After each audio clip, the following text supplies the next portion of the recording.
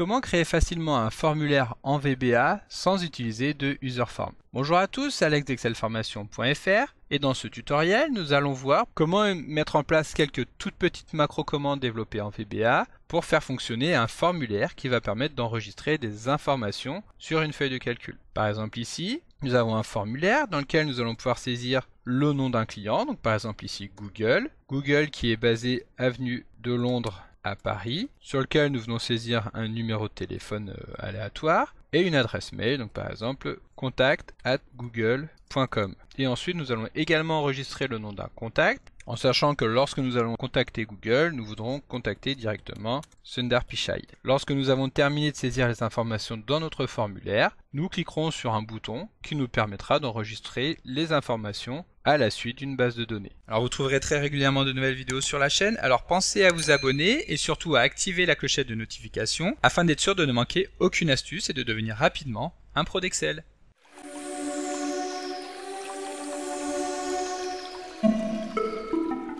Comme d'habitude, si vous voulez être sûr de bien comprendre tout ce que nous allons voir dans le cadre de cette vidéo, vous pouvez télécharger le support de ce tutoriel ainsi que son corrigé en suivant le lien disponible dans la description de la vidéo, ce qui vous permettra de réaliser les opérations en même temps que moi pour bien comprendre tout ce que nous allons voir dans cette vidéo. Alors étant donné, comme nous l'avons vu dans l'introduction de cette vidéo, que nous souhaitons créer un formulaire sans userform, nous allons devoir l'insérer directement dans la feuille de calcul. Et dans cet exemple, nous allons souhaiter créer une petite base de données de gestion des clients d'une entreprise. Nous avons donc à disposition un formulaire dans lequel nous allons venir saisir le nom de l'entreprise, son adresse, son numéro de téléphone et son adresse mail, ainsi que le nom d'un contact au sein de l'entreprise. L'objectif sera donc de renseigner ces champs manuellement, puis de les enregistrer dans une base de données en cliquant sur un simple bouton que nous allons insérer donc ici sur la droite du formulaire. Bien entendu, pour réaliser cet enregistrement, nous allons devoir passer par le développement de quelques petites macros en VBA, mais rassurez-vous, comme vous pourrez vous en rendre compte, celles-ci sont très simples à mettre en place. D'autant plus que nous allons détailler le fonctionnement de chaque ligne dans le détail.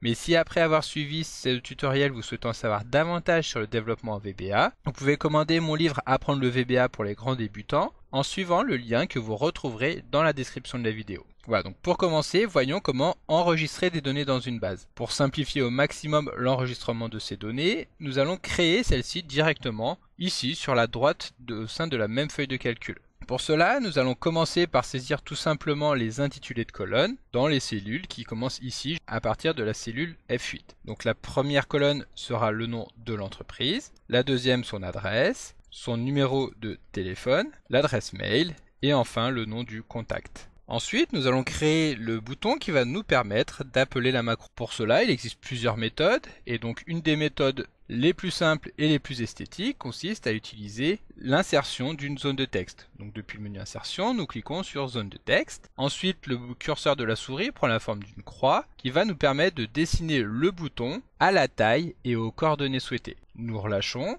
puis nous saisissons le texte, par exemple ici, enregistrer la fiche. Une fois que nous avons saisi le texte du bouton, nous pouvons mettre en forme celui-ci. Pour par exemple centrer le texte au sein du bouton, que ce soit verticalement ou horizontalement. Et ensuite, pour le mettre en forme très rapidement, nous nous rendons dans le menu Format de forme, nous déroulons les styles de forme et nous choisissons un style qui nous intéresse, par exemple ici un style bleu. Une fois que notre bouton est correctement formaté, nous allons pouvoir lier une macro directement sur ce bouton. Pour cela, nous effectuons un clic droit afin de cliquer sur Affecter une macro. Dans cette fenêtre, nous allons maintenant saisir le nom de la macro, par exemple ici Enregistrer fiche. Puis nous cliquons sur le bouton Nouvelle afin qu'Excel crée directement la macro à l'intérieur du projet dans un module qui aura été créé spécifiquement. Nous retrouvons ici donc dans le module 1 la macro Enregistrer fiche que nous avons demandé à Excel de créer juste avant. Maintenant, nous allons pouvoir créer la macro d'enregistrement et la première information que nous allons souhaiter récupérer est le numéro de la ligne sur laquelle nous allons insérer l'enregistrement. En effet, nous avons vu tout à l'heure que nous allons insérer donc la base de données sur cette partie droite et pour pouvoir insérer un nouvel enregistrement,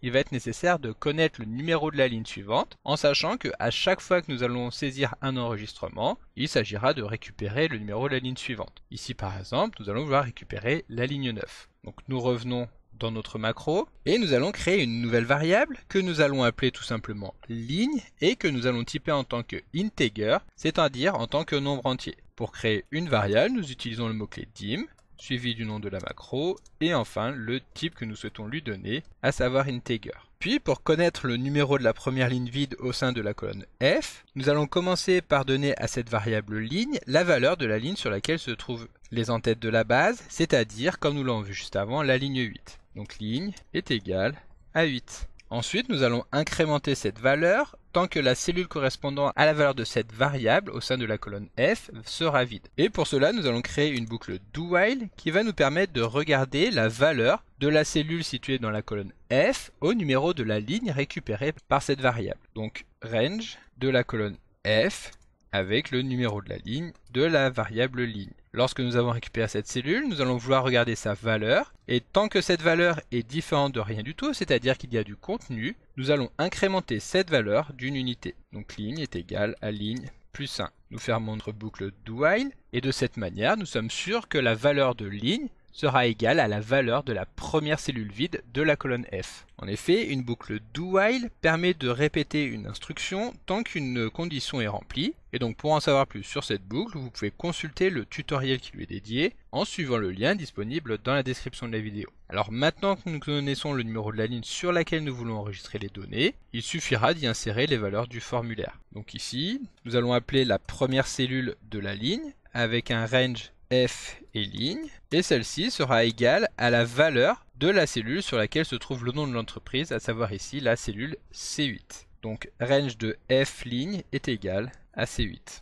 Ensuite, nous allons sélectionner ce bout de code afin de pouvoir le dupliquer 5 fois, étant donné qu'il y a 5 enregistrements dans notre base de données. Il suffira ensuite de modifier la lettre de la colonne, donc F, G, H, I et J, et également de modifier les coordonnées des cellules. Donc ici nous avons la cellule C8, puis nous sautons une ligne, nous arrivons sur la cellule C10, ensuite C12, C13 et C15. Donc nous modifions ici les coordonnées en fonction des valeurs que nous venons de voir. C10, C12, C13 et pour finir C15. Et voilà, la macro qui permet d'effectuer l'enregistrement est maintenant terminée. Il suffit de revenir sur la feuille de calcul, de saisir des informations dans notre formulaire. Donc par exemple ici nous allons saisir le nom de Apple, dont l'adresse est avenue d'Iéna à Paris. Pour le numéro de téléphone, nous pouvons saisir un nombre aléatoire. Hop, donc 1, 2, 3, 4, 5, 6, 7, 8, 9. L'adresse mail contact@apple.com. Et pour le nom du contact, nous allons appeler directement Tim Cook. Lorsque nous avons saisi les données dans notre formulaire, nous cliquons sur enregistrer la fiche pour que automatiquement Excel nous enregistre les coordonnées dans notre base de données.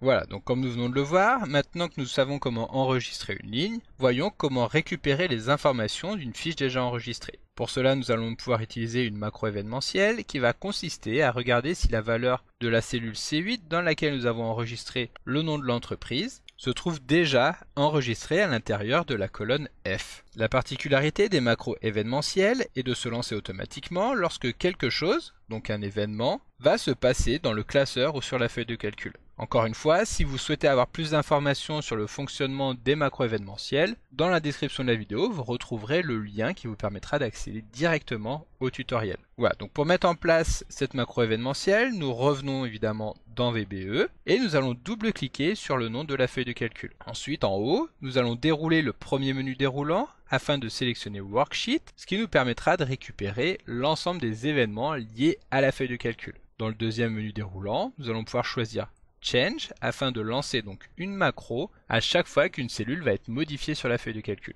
Donc ici, l'événement Worksheet Selection Change ne nous intéresse pas, nous pouvons le supprimer. Nous allons donc pouvoir nous placer dans l'événement Worksheet Change, qui est donc l'enregistrement que nous avons inséré. Et pour commencer, nous allons vouloir regarder si la cellule modifiée, que nous allons obtenir donc avec ici la variable target, correspond à la cellule placée aux coordonnées C8, et donc en appelant cette propriété target. Nous effectuons un test if, nous regardons si l'adresse retournée donc par la propriété adresse de l'objet target est égale à $C$8. Lorsque effectivement c'est le cas, cela voudra donc dire que la cellule modifiée est la cellule dans laquelle le nom de l'entreprise a été saisi. Et donc dans ce cas, nous pourrons effectuer notre recherche afin de voir s'il existe déjà ce nom d'entreprise au sein de notre colonne F. Donc pour effectuer une recherche, il existe plusieurs méthodes et la plus simple consiste à utiliser la méthode find. Pour cela, nous allons créer une nouvelle variable que nous allons appeler ligne et que nous allons typer en tant que range, c'est-à-dire que celle-ci pourra stocker une ou plusieurs cellules.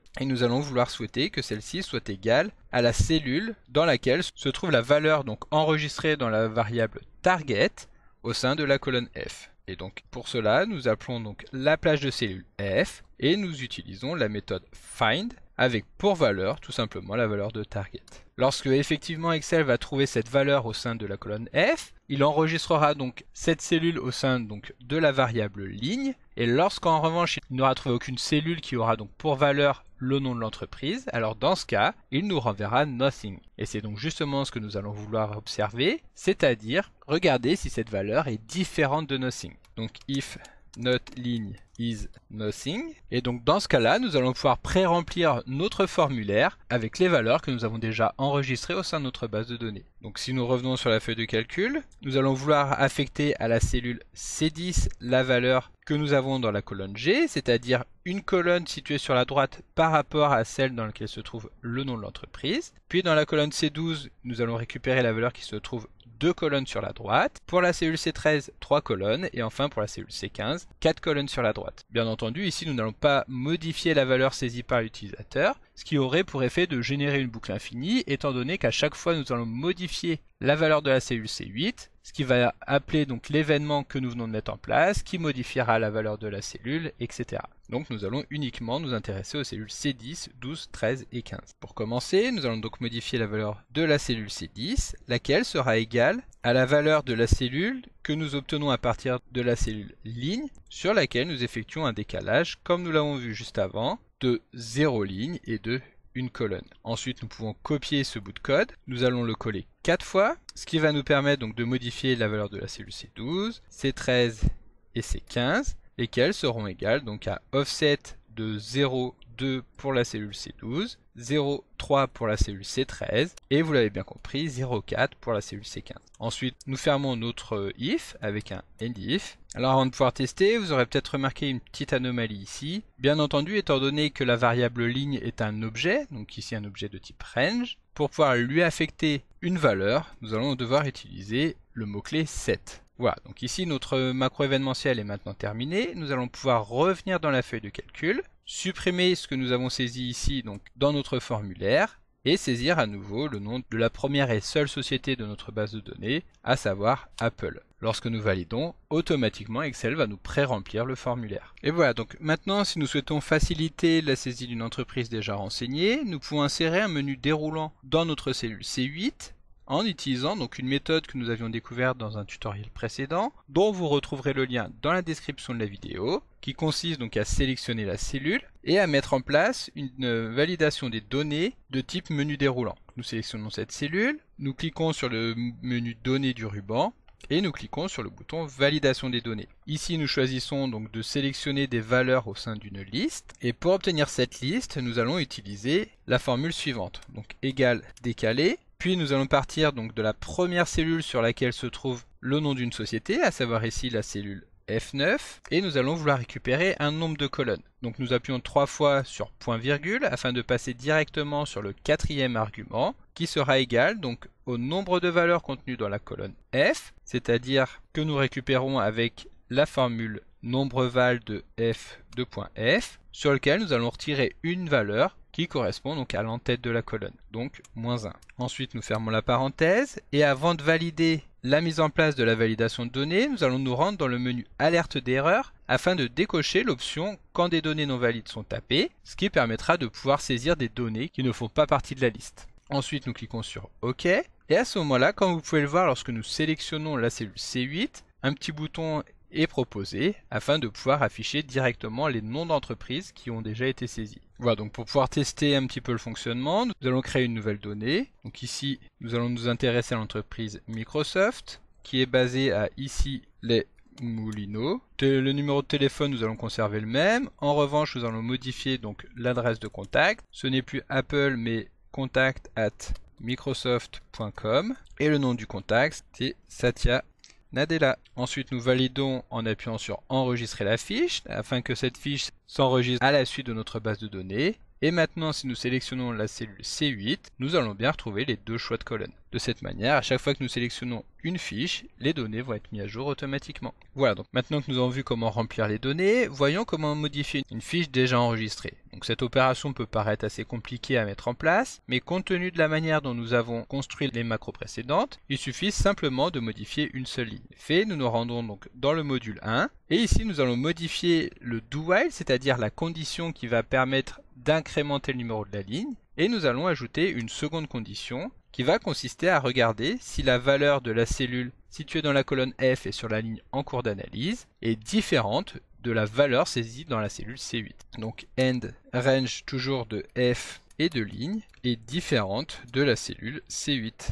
Donc ici, pour aller plus vite, nous saisissons le C8 entre crochets. Et c'est tout, nous pouvons maintenant mettre à jour les informations de notre base de données. Donc nous revenons dans celle-ci, nous sélectionnons ici l'entreprise Microsoft et nous allons modifier le numéro de téléphone qui ne se termine pas par 89 mais par exemple par 00. Nous enregistrons la fiche et à ce moment-là automatiquement nous allons voir que c'est la fiche de Microsoft qui sera mise à jour automatiquement. Et voilà, donc maintenant il ne nous reste plus qu'une dernière chose à voir qui consiste à effacer le formulaire. Donc pour effacer le contenu du formulaire, les choses sont également très simples. Il suffira tout simplement de supprimer le contenu de la colonne D, dans laquelle nous ne retrouvons que les informations du formulaire. Pour cela, donc, nous allons créer un nouveau bouton. En fonctionnant exactement comme tout à l'heure, nous nous rendons dans le menu insertion, nous cliquons sur zone de texte, puis nous allons dessiner un bouton juste en dessous donc du bouton précédent et sur une taille à peu près équivalente. Nous donnons un titre à ce bouton, à savoir purger le formulaire, puis nous le mettons en forme, donc ici en centrant le texte verticalement et horizontalement,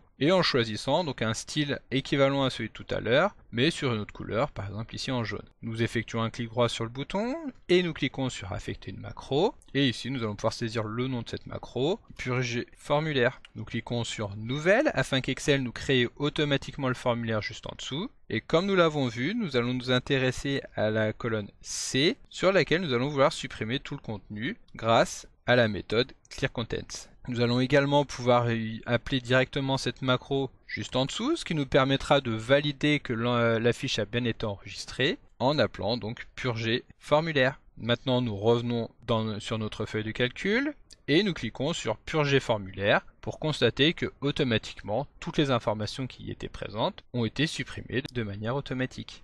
Donc comme d'habitude, vous pouvez télécharger le support de ce cours en suivant le lien que vous trouverez dans la description de la vidéo. Si la vidéo vous a plu, n'oubliez pas de la liker et de la partager à vos collègues et amis sur l'ensemble de vos réseaux sociaux. Et vous pouvez également me laisser vos impressions dans l'espace des commentaires, je lirai chacun d'entre eux et y répondrai avec plaisir. Évidemment, si ce n'est pas encore fait, abonnez-vous à la chaîne pour ne manquer aucune astuce. C'est également très important pour m'aider à gagner en visibilité afin de pouvoir développer la chaîne et continuer de vous proposer des tas de nouvelles vidéos. Merci d'avoir suivi cette vidéo et à très bientôt pour un prochain tuto.